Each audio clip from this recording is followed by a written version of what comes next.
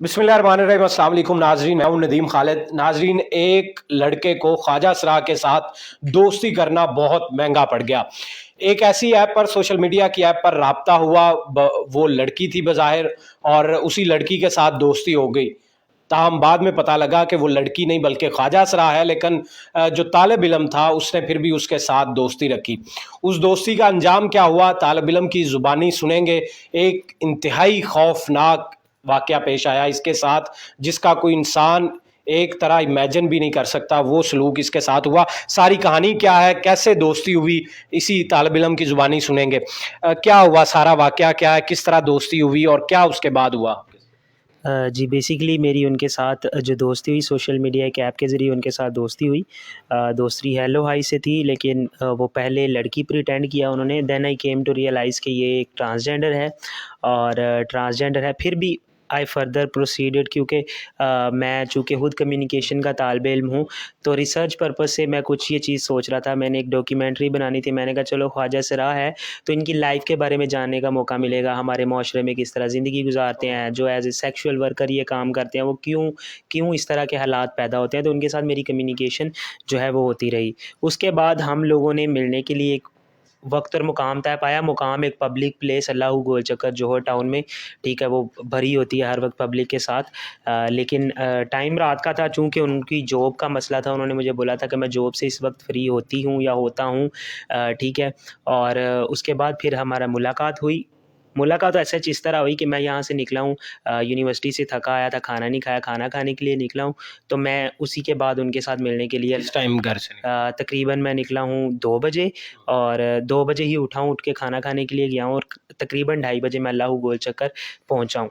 वहाँ जाके उन्हें मैंने व्हाट्सएप पे कॉल किया, क्योंकि दिन हम के 2:30 बजे या रात के 2:30 बजे। अच्छा, जी। तो वहाँ पे जाके मैं उनसे जो है उन्हें व्हाट्सएप पे कॉल किया, तो उन्होंने मुझे ना आगे से बोला है कि मेरी तबीयत नहीं ठीक, मेरा बंदा आ रहा है नीचे, मुलाज़िम आ रहा है नीचे, तो आप उनके साथ फ्लैट पे आ जाओ। लेकिन जब वो बंदा आया, मैंने उसे बोला कि यार हम लोग यहीं मिल लेते हैं, फ्लैट में मैंने नहीं जाना। लेकिन हुआ इस तरह के, क्योंकि चौक था पूरा, अल्लाह गोल चक्कर एक अच्छा खासा बरी आवाम के था, तो सामने फ्लैट है, तो वी कैन नॉट से कि इस तरह की प्लेस पे इस तरह की घिनौनी हरकतें हो सकती हैं। वो मेरा अंदाज़ा था, लेकिन वो गलत साबित हुआ। तो मैं फिर किसी तरह, वो होता है इंसान गलतियों का पुतला है, उसके फ्लैट तक चला गया से। जैसे ही मैं उनके साथ उनके फ्लैट तक जाता हूँ, फ्लैट में एंटर होने के बाद वो ख्वाजा सरा, जिनका नाम बाद में पता चला कि सनी रहमत उनका नाम है, वो वहाँ पे मौजूद थी। और वो लड़का जो मुझे लेके आया, वो लड़का भी मौजूद था, और ये वही लड़का है जो लड़का वीडियो में आपको दिखाई दे रहा है। और तकरीबन 1 से डेढ़ मिनट के बाद फ़ौरन 2 लड़के एंटर होते हैं फ्लैट में, मुसल्लह अफराद। एक के पास पिस्टल होता है, फुली लोडेड पिस्टल होता है, और एक के पास सिर्फ उसका मोबाइल होता है। और उसने आते ही मुझे मारना शुरू कर देता है, और अब मुझे कहता है कि अब जो जो हम कहते हैं वो कर। वो अपना मोबाइल की वीडियो एक ऑन करता है, दूसरा असले के ज़ोर पे मुझे बराहना करता है, और अपने साथ वाले को नीम बराहना करता है, और मुझे फिर इस बात पर मजबूर करता है कि तू क्या है, कि तू इस लड़के से मिलने आया, इसके साथ मिलने आया था, और तेरा इसके साथ सेक्सुअली ताल्लुक़ बनाते हैं हम, और इस तरह बोल। तो उसने मुझसे वो बुलवाने के बाद मुझे कहता है कि अब किचन में आ। किचन में जाने के बाद मेरे साथ नाज़ेबा हरकत की उन्होंने, वो वीडियो बना के फिर मुझे ब्लैकमेल किया कि अब तू यहाँ किसी से पैसे मंगवा। अब जब उन्होंने मुझे पैसे का बोला, तो रात के 2:30-3 बजे कोई भी नहीं जाग रहा होता, तो और पैसे भी वो इस बात पे इंसिस्ट करे थे कि अकाउंट में पैसे मंगवाने हैं। तो मैंने कहा कि अकाउंट में तो इस टाइम बिल्कुल भी नहीं पैसे आ सकते।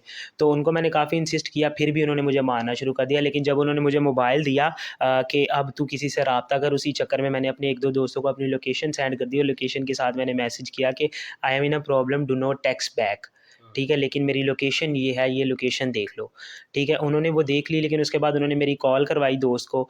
तो मुझे कहते कि अब बोल के अभी तो पैसे नहीं आ रहे, तूने ये बोल के तेरा कोई अस्पताल में बीमार है, तो इस तरह बोल के पैसे आएँ। तो मैंने उन्हें बोला कॉल करके, मैंने कहा कि अस्पताल में बीमार है, इस वजह से मैं अभी हॉस्पिटल में, मुझे अभी पैसे चाहिए, और मुझे अभी पैसे अकाउंट में अभी के अभी करवाओ। तो वो पैनिक कर गए। उन्होंने कहा कि भाई अभी तूने बोला था कि पैसे जो है तू हॉस्पिटल में है, अभी तूने ये बोला है कि तू फ्लैट पे किसी के बंद है, और तेरी लोकेशन ये है, मैं प्रॉब्लम में हूँ। Then they came to know कि इस बंदे ने समहाउ जो है अपनी लोकेशन भेज दी है, और वो जो है मामला जो है अब इस कुछ हो सकता है।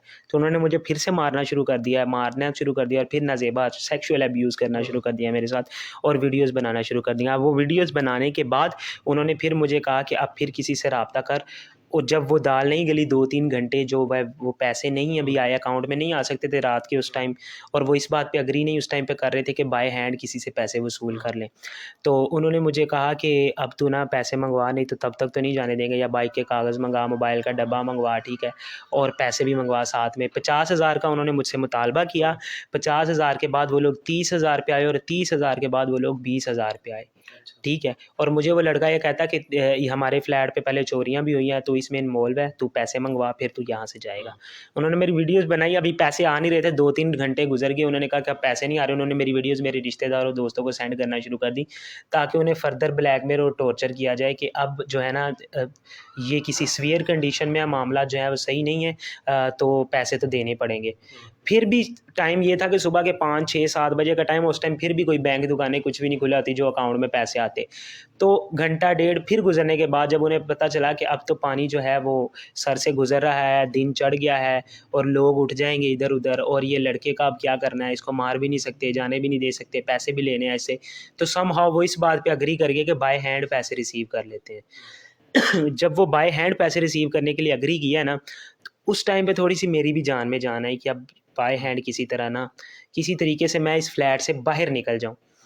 तो मैंने उधर से अपने दोस्त को, उन्होंने मेरे नंबर पे कॉल करवाई। सारी रात मेरे व्हाट्सएप को, मेरे मोबाइल को वो लोग यूज़ करते रहे, मेरे हर कॉन्टैक्ट को उन्होंने यूज़ किया है, उस पे क्या किया है, किसी को क्या-क्या नहीं किया। मेरे पास अभी तक मोबाइल नहीं है, तो मुझे पता नहीं है इस चीज़ का।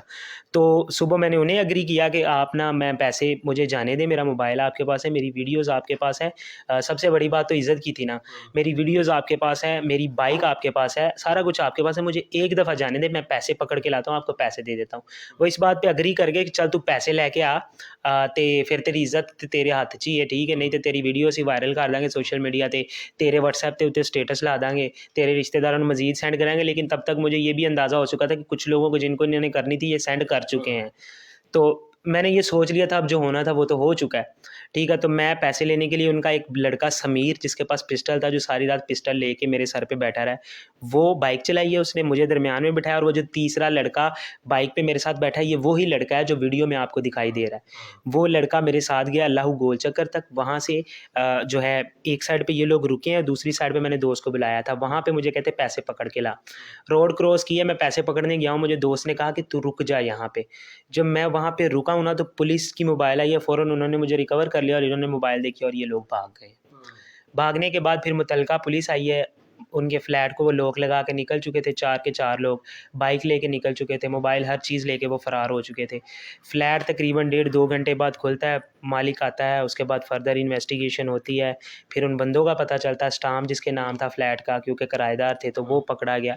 फिर उनको निकालते हैं वो लोग, और उनमें से 2-3 लोग जो हैं वो तभी पकड़े जाते हैं। लेकिन जहाँ तक मुझे अंदाज़ा है, उन लोगों को जो पकड़ा गया था वो उन्होंने खुद गिरफ़्तारी दी है, क्योंकि ऐसा पॉसिबल ही नहीं है कि पुलिस का थाना आधा किलोमीटर पे हो और पुलिस को ये पता ना हो कि हमारे एरिया में क्या हो रहा है, और इतने सीवियर तरीके से आप लोग ये सारी चीज़ें कर रहे हो, और इतने धड़ल्ले से वो बंदा आके अपनी बाइक उसकी भी आती है थाने, ठीक है, और पुलिस ने जो है, और हमारी जहाँ तक एप्लीकेशन की बात है, शाम तक हमारी एप्लीकेशन को लटकाया, और लटकाने के बाद भी हमारी एप्लीकेशन को सिर्फ ई टैग दिया, एफआईआर नहीं हमारी दर्ज की, ठीक है। और फिर हमें कहा कि जी अब ये ऐसा ही आपसे रब्ता करेगा, आप लोग चले जाएँ। लेकिन बाहर आने के बाद फिर हमने अपने वकील से कंसल्ट किया, कंसल्ट करने के बाद वकील जो हमारे फिर गए उधर थाने, वहाँ पे जाके एफआईआर दर्ज करवाई उनके खिलाफ। वो 3 मुलज़िम जो थे वो तीनों पकड़े गए थे, ख्वाजा सरा वो जो 2 हरास कर रहे थे, और तीसरा वो लड़का जो जो वीडियो में है, रात को फिर वो लड़का भी पकड़ा गया था। अभी फर्दर उस पे क्या प्रोसीडिंग है वो अभी तक हमें पुलिस ने उसके बारे में आगाह नहीं किया। अच्छा, कौन सी ऐप आप इस्तेमाल करते थे?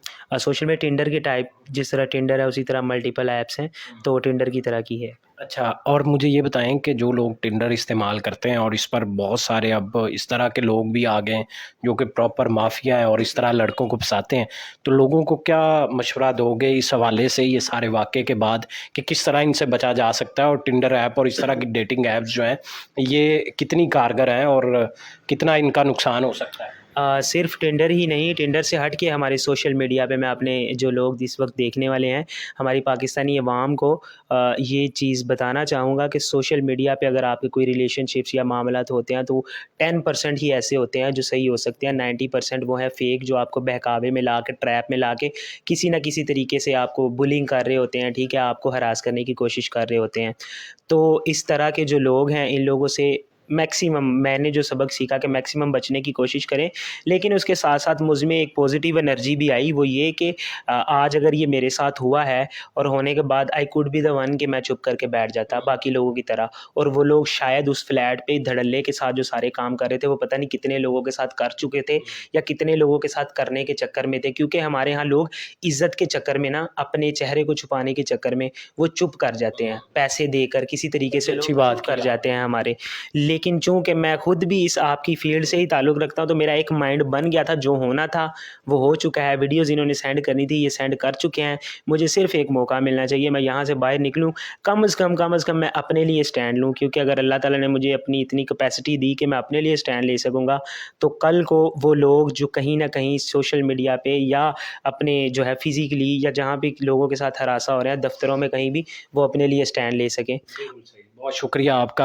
नाज़रीन, ये सारा माजरा था कि किस तरह एक डेटिंग ऐप से एक लड़की से दोस्ती की और उसके बाद नौजवान कैसे एक ट्रैप में फंस गया, और ट्रांसजेंडर आगे से पूरा एक माफिया था, उनके साथ और भी लोग मिले हुए थे, और किस तरह असले के ज़ोर पर इस नौजवान के साथ ज़्यादती करते रहे और उसके बाद पैसों का मुतालबा करते रहे, ब्लैकमेल करते रहे, उसके बाद मोटरसाइकिल, उसका मोबाइल, और उसके बाद उनके फैमिली के रिश्तेदारों में उनको व्हाट्सएप पर इसकी वही बेहुदा और नाजेबा वीडियोस जो बनाई वो भी व्हाट्सएप करते रहे, ताकि पैसे जो हैं उनको मिल जाए, और कोई खौफ खुदा नहीं, कोई किसी पुलिस का डर नहीं था उन्हें, क्योंकि उन्हें पता था नौजवान जो है जैसे ही यहाँ से निकलेगा और जो वाक़या इसके साथ पेश आया उसके बाद ये कहीं पर भी बोलेगा नहीं, ये अपनी इज़्ज़त बचाने के लिए खामोश हो जाएगा। लेकिन हिम्मत इस नौजवान की कि इसने हिम्मत करते हुए पुलिस को भी बताया, वहाँ पर उनके खिलाफ़ कानूनी कार्रवाई भी की, और इस वक्त वो कानून की गिरफ्त में हैं। इसी के साथ मुझे दें इजाज़त, अल्लाह निगहबान।